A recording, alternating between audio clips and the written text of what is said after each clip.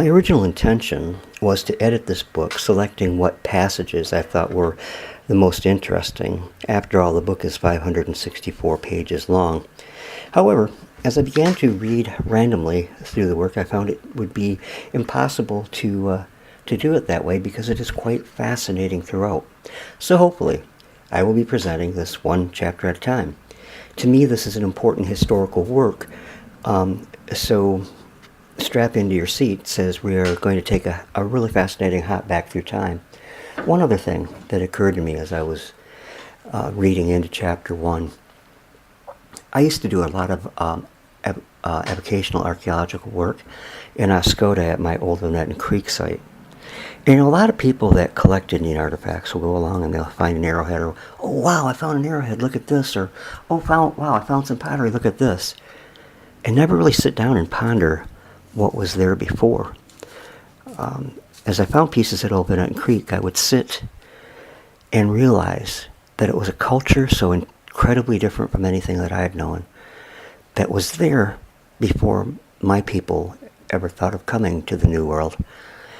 And it gives it a whole new sense of meaning when you find an artifact and you consider these kinds of things. And having said that, these stories, accounts early on in the United States history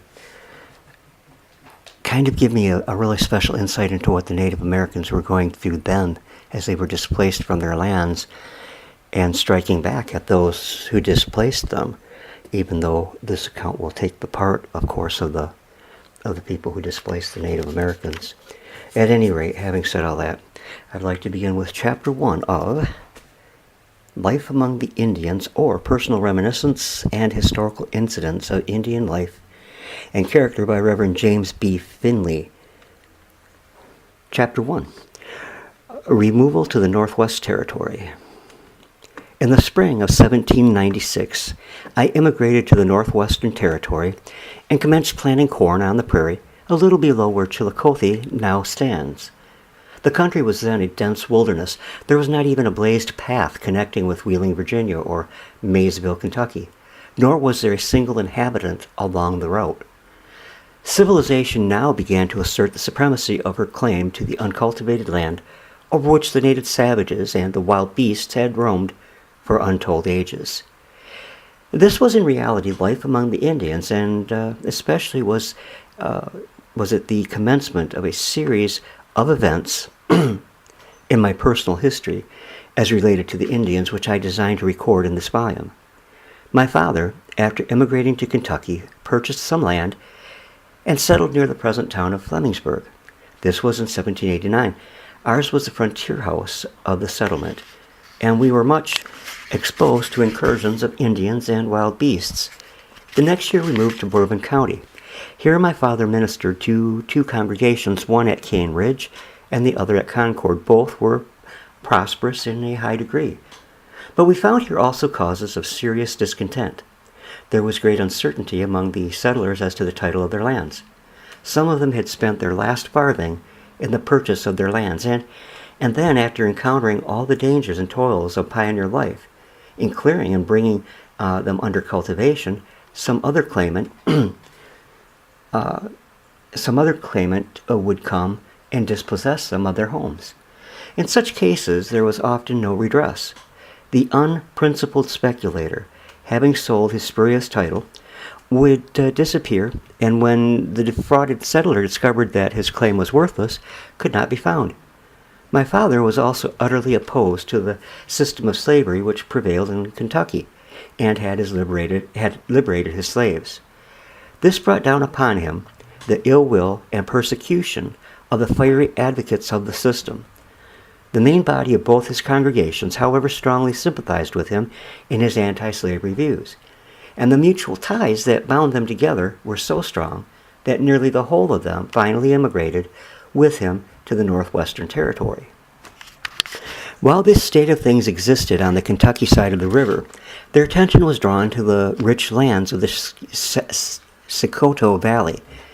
These lands had been surveyed by Colonel Massey in 1792, and he gave the most glowing accounts of the fertility of the soil and the beauty of the scenery. My father, in the latter part of 1794, opened a negotiation with Massey for a tract of land of from 15 to 20 miles square for the settlement of his two congregations, and such other friends as from eastern Pennsylvania as might choose to join him. On the succeeding March, Colonel Massey visited him at his residence. Here he had an interview with the large company of those who were anxious to emigrate, and arrangements for that purpose were made. A day was fixed upon for general rendezvous at Massey Station, now Manchester, and my father took immediate measures to apprise his friends in the East of that arrangements and the prospects of the enterprise. Massey Station was about 12 miles above Maysville, but upon the opposite side of the river. The settlement had been made in 1791 and now consisted of about 30 families. They were strongly entrenched in their log cabins, and the whole town was enclosed with strong pickets firmly fixed in the ground, with blockhouses at each angle for defense. Though the most desperate Indian war was then raging, and fearful barbarities were committed by the savages, this settlement, owing to its excellent preparations for defense, and the watchfulness of the brave spirits that guarded it, suffered comparatively little. Even their agricultural labors were prosecuted with comparative safety. For having cleared the lowest of the 3 islands, which were in the river just opposite of their settlement, and they planted it with corn, the soil was very rich and the crops abundant, so that the wants of the little settlement were abundantly supplied. Besides this, there were at times only 2 settlements at the time, that is, there were only 2 settlements on the northwestern bank of the Ohio, one at Columbia, 8 miles above Cincinnati, and one at Gallipolis, near the mouth of Great Kanawha. These were the germs of the great northwestern states, which now, in population, enterprise, wealth, and refinements, take their rank as stars of the first magnitude in the glorious constellation of our Union. The location at the 3 islands was the headquarters of Massey's surveying party. And from this point, he went out in every direction, surveying the country and marking locations. An incident may illustrate the perilous nature of his work. It was his invariable rule to keep spies around him, and if signs of Indians in the neighborhood were discovered, he would retire to his strongly fortified post. At one time, however, in the spring of 1792, while prospecting his surveys, accompanied by 3 men, one of them named Donaldson, a party of Indians suddenly came upon them. Fortunately, the Indians had left their arms in their canoe at the landing. Massey and his party fled, and the Indians, with horrid yells, pursued them. Descending a hill, the party had to leap a ravine some 12 feet in width and about the same depth. 3 of them succeeded in effecting the leap, but poor Donaldson failed to reach firm footing on the opposite bank and fell back into the ditch. The other 3 made good escape to the station and gave the alarm, and the next morning, with a party of 20 men, Massey returned to learn the fate of his companion and to rescue him if possible. He found that Donaldson had evidently been captured and taken off by the Indians. He pursued their trail some distance but found no chance to surprise them, and knowing that if the Indians were aware of his pursuit, they would immediately butcher the unfortunate Donaldson, while, if left unmolested, they might spare him till he found some chance to escape. He gave over the pursuit. He judged rightly. Donaldson finally escaped. When he made his unfortunate plunge, the foremost Indian was close to his heels and instantly leapt upon him, tomahawk in hand. Donaldson immediately surrendered and was made a prisoner. The party consisted of 8 or 10 Indians who had been trapping up the Big Sandy and were now on their return to Wapatomaca, now Zanesfield, on the Mad River. It was late in the evening when they took him, and they immediately loaded him with their peltry and made a rapid march homeward. In a few days he began to think about effecting his escape, although the difficulties against which he had to contend were great, owing to the extreme caution and watchfulness of the Indians. At night they took a strong tug, a rope made of rawhide of the buffalo or elk, and fastened it around his body, each end of the tug being tied around the body of an Indian. So the tug was tied so tightly that it could not be slipped, nor could he move to the one side or the other without drawing the Indian after him. It was from such a situation he had to extricate himself. One night, while the Indians were tying him after the usual manner, he puffed up his body to its full extent by drawing in his breath. And when they had completed the process, he found that there was a good deal of play in the noose of the tug. He laid very still till the Indians were fast asleep, and then, having partly undressed himself, he began to as slowly and cautiously as he could to slip from the noose. After a long trial, he succeeded and found himself once more a free man. He instantly rushed to the thickets. The night was clear, and he could steer his course by the stars. Striking off in a southern direction, he traveled all night, and the next day he fell on Harmer's old trace and followed its course to the south. In 2 days he reached Fort Washington, now Cincinnati. Here he remained a few days to recruit himself, and then he returned to his friends at Massey's Station, where he was most joyfully received, as they had felt great anxiety as to his fate. The creek at the mouth of which he was taken was called after him Donaldson's Creek, which name it still retains, and will retain when the event which gave birth to its name will be forgotten. About the year 1840, Mr. Donaldson was still living at the old settlement, the only one of the original settlers that were remaining there, actually, and he was a member of the convention which formed the Constitution of the state of Ohio, and lived to witness the gigantic developments of the state, in which he was one of the first pioneers. During the same year, Massey had another narrowing escape. He had advanced with his surveying party up the Little Miami till he reached the spot where the town of Xenia now stands, without the least molestation or obstruction from the Indians. Early one morning, as they were going out to resume their labors, General Little perceived an Indian leveling his gun at Massey, who was in advance of the others. Quick as thought, he fired at the Indian, killing him dead. The party then advanced cautiously and soon discovered an encampment of 150 Indians. It was now time to retreat. The Indians were in full chase.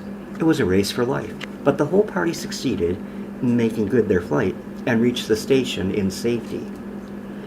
In the spring of 1793, the settlers at Massey Station commenced clearing some lots outside of the picket fence, but in its immediate vicinity. Here an incident occurred which will illustrate the constant peril of the early settlers. A Mr. Andrew Ellison, one of the settlers, cleared a lot immediately adjoining the fort. He had completed the cutting of the timber, rolled the logs together, and set them on fire, and the next morning, a short time before daybreak, Mr. Ellison opened one of the gates of the fort and went out to throw his logs together.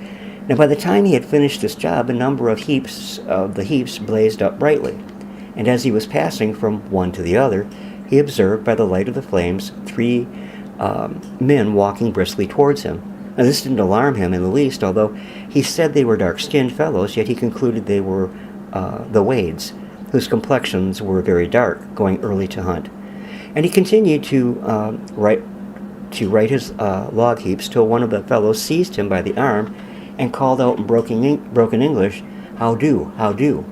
He instantly looked at their faces, and to his surprise and horror found himself in the clutches of 3 Indians.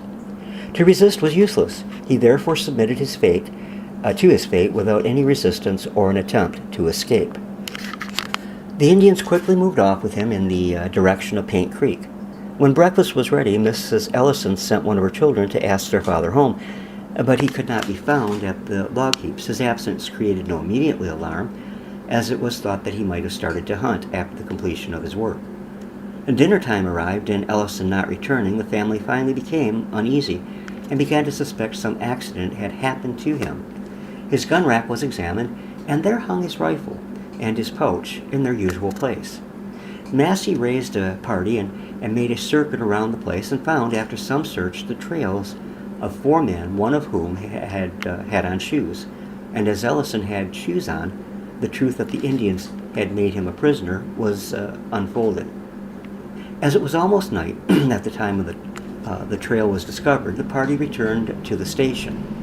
Now, the next morning, early preparations were made by Massey and his party to pursue the Indians.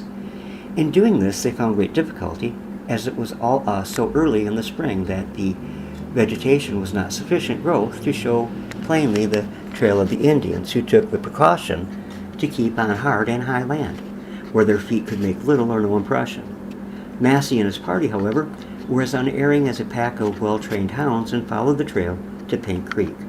And when they found the Indians gained so fast on them that the pursuit was vain, therefore they abandoned it and returned to the station.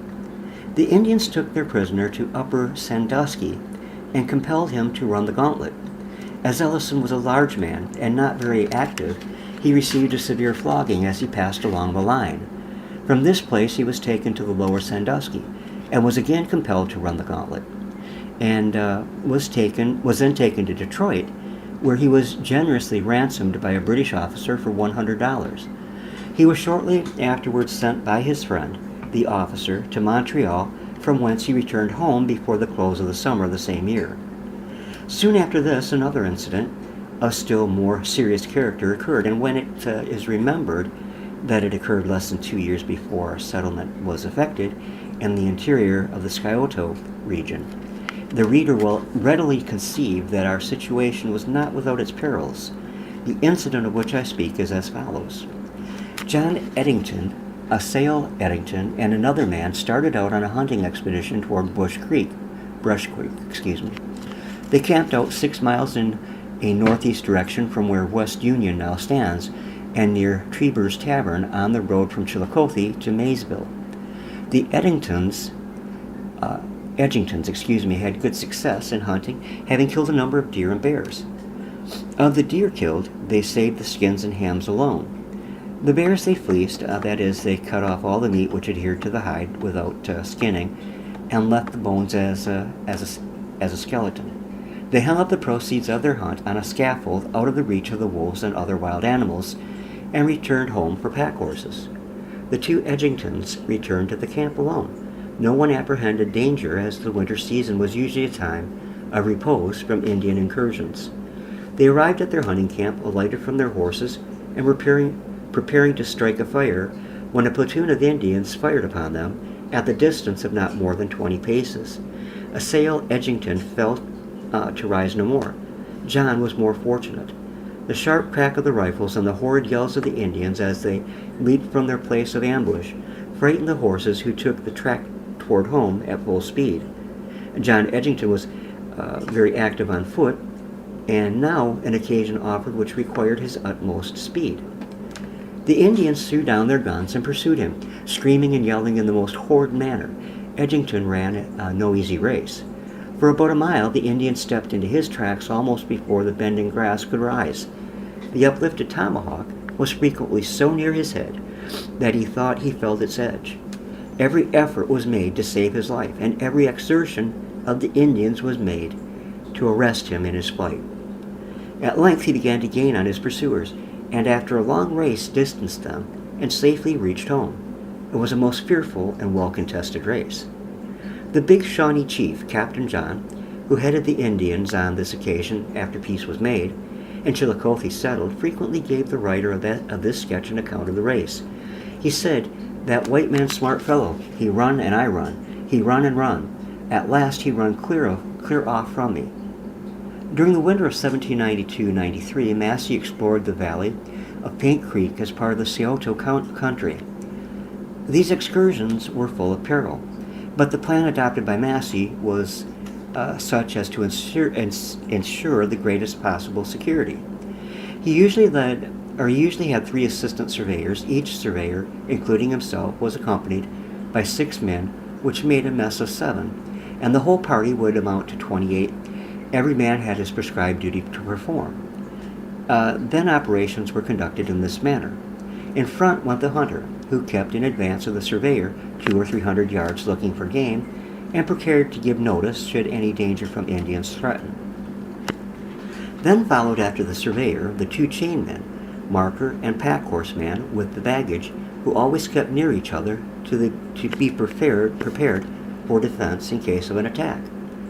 Lastly, 200 or 300 yards in the rear came a man called the spy, whose duty it was to keep on the back trail and look out lest the party in advance might be pursued and attacked by surprise. Each man, the surveyor not excepted, carried his rifle, his blanket, and such other articles as he might stand in need of.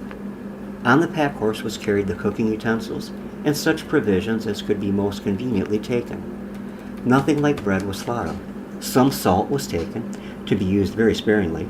For subsistence they depended alone on the game which the woods afforded, procured by their unerring rifles. In this manner was the largest number of surveys made in the district. When night came, 4 fires were made for cooking, that is, 1 for each mess. Around these fires, till sleeping time arrived, the company spent their time in social glee, singing songs and telling stories. And when danger was not apparent or immediate, they were as merry as a set of men as ever was assembled. Resting time arriving, Massey always gave the signal, and the whole party would leave their comfortable fires, carrying with them their blankets, their firearms, and their little baggage, walking in perfect silence 200 or 300 yards from their fires. They would then scrape away the snow and huddle down together for the night. Each mess formed one bed. They would spread down on the ground one half of the blankets, reserving the other half for covering. The covering blankets were fastened together by skewers to prevent them from slipping apart. Thus prepared, the whole party crouched down together with their rifles in their arms and their pouches under their heads for pillows. Lying spoon fashion, with 3 heads one way and 4 the other, their feet extending to about the middle of their bodies. When one turned, the whole mess turned, or else the close range would be broken and the cold let in. In this way they lay till broad daylight, no noise, and scarcely a whisper between being uttered during the night. When it was perfectly light, Massey would call up 2 of the men in whom he had the most confidence and send them to reconnoiter and make a circuit around the fires, lest an ambuscade might be formed by the Indians to destroy the party as they returned to the fires. This was an invariable custom in every variety of weather. Self-preservation required this circumspection. If immortality is due to the names of heroes who have successfully labored in the field of battle, no less honors are due to such men as Massey, who ran equal risk of life from danger with less a prospect of elect and produced more lasting benefit to his country. In this manner, the winters of 1793-4 and 1794-5 were spent in exploring and surveying the valleys of Scioto and Little Miami rivers and their tributaries. An incident that occurred during the winter of 1794 and 5 will illustrate in some degree the perils of the work. Massey was at this time surveying the lands on Buckskin Creek, near where the waters interlock with those of Paint Creek. Late one evening, he came upon the tracks of Indians in the snow. Some of his men were dispatched to search out the Indian encampment, while others were sent in pursuit of the assistant surveyors in order to collect the force into one body, that he might be prepared to attack or defend the circumstances might direct. A short time before sundown, his force was collected, and a few minutes after, the 2 men returned who had been sent to discover the Indian camp. They reported that they had proceeded as near the Indian encampment as they could, with safety, and that it consisted of 8 or 10 tents, and that from the noise about the camp they had no doubt but that there was a large number of Indians. Massey thereupon concluded that it would be too hazardous to attack them while the snow was on the ground, believing it would endanger the whole party if they should be compelled to retreat, encumbered with any wounded. He therefore resolved to desist from surveying and to make a rapid retreat to his own station, not doubting that he would be pursued, as the Indians would have no difficulty in tracking him through the snow. The line of march was formed for home by the party, who traveled till 10 or 11 o'clock at night, when they halted and remained till morning, when they again resumed their moraine, moving in a southern direction. About 12 o'clock they came to a fresh trail, which was made by 4 horses and 8 or 10 footmen. This trail was crossed diagonally and was again struck upon after traveling a few miles. After the consultation with some of the most experienced of his men, Massey concluded the Indians whose trail had been crossed knew nothing of them, and determined to pursue them so long as they kept the direction in which they appeared then to be going. The pursuit of the Indians was kept up as fast as the men could walk till dusk without overtaking them. The party then halted to consult as to their future operations. In a few minutes the Indians were heard at work, with their tomahawks cutting wood and tent poles within a few hundred yards of the place where the party had halted. It was then put to a vote whether the Indian camp should be attacked immediately or whether they should postpone it to daylight. It was put to a vote whether the Indian camp should be attacked immediately or whether they should postpone it to daylight. A majority were for lying by and attacking them in the daylight. 2 or 3 men were sent to reconnoiter their camp and bring away their horses. The horses were brought away, and preparations made to lie by for the night. Massey, who was more thoughtful than the rest of the company, began to reflect on the critical situation of the party. He told them he did not approve of the idea of postponing the attack till morning, as there was no doubt they were rapidly pursued by the Indians from the head of the Buckskin Creek, and that by waiting till morning, the pursuing Indians might come up in the course of the night, and when daylight appeared, they would find themselves between 2 fires. He said it was true the Indians might be destroyed more effectually in the daylight, but that it was dangerous to loiter away their time on a retreat, and advised that whatever they did to the Indians should be done quickly, and the march continued toward home. It was resolved to follow his advice. It was about 2 hours in the night when this occurred. The day had been warm and had melted the snow, which was 8 inches deep and quite soft on the top. At night it began to freeze rapidly, and by this time there was a hard crust on the top. In this situation, the crust was broken by a man walking on a calm night, and it could be heard at a distance of 300 yards. Massey, under these circumstances, prepared to attack the Indians forthwith. And the men were formed in a single file, with their whipping sticks in their hands to steady them when walking. They then commenced moving toward the Indian camp in the following manner. The foremost would walk about 20 steps and halt. Then the next in the line would move on, stepping in the tracks, and the foremost to prevent any noise when breaking the crust of the snow. In this cautious and silent manner, they crept within about 25 yards of the Indian encampment when an unexpected interruption presented itself. A deep ravine was found between Massey and the camp, which was not perceived by the reconnoitering party. The Indians had not yet laid down to rest, but were singing and amusing themselves round the fires, in the utmost self-security, not dreaming of dangers in their own country in the depths of winter. The bank of the ravine concealed Massey and his men, who were on low ground, from the light of the Indian fires. After halting a few minutes on the bank of the ravine, Massey discovered a few paces above him a large log which had fallen across the ravine. On this log he determined to cross the gully. 7 or 8 of the men, on their hands and knees, had crossed and were within not more than 12 or 15 paces of the Indians, crouching low and turning to the right and left, when too many men at the same time got on the log, and as it was old and rotten, it broke with a loud crash. This startled the Indians, of course, and the whites who had crossed over before the log broke immediately fired into the Indian camp, shooting as they ran. The Indians fled naked and without their arms. No Indian was killed in the camp, though their clothing and blankets were found stained with blood.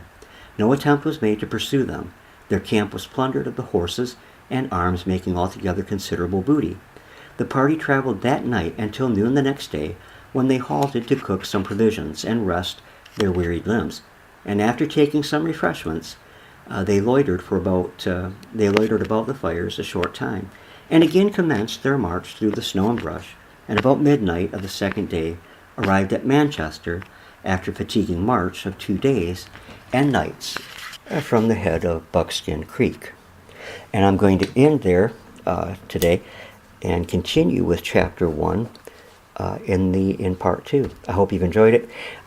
There was a brief moment there where I kind of lost track, and I said ouch, because my best friend, my little cat, black cat Charlie, jumped up on the counter here as I was reading, and I wasn't paying attention to him, so he bit my hand.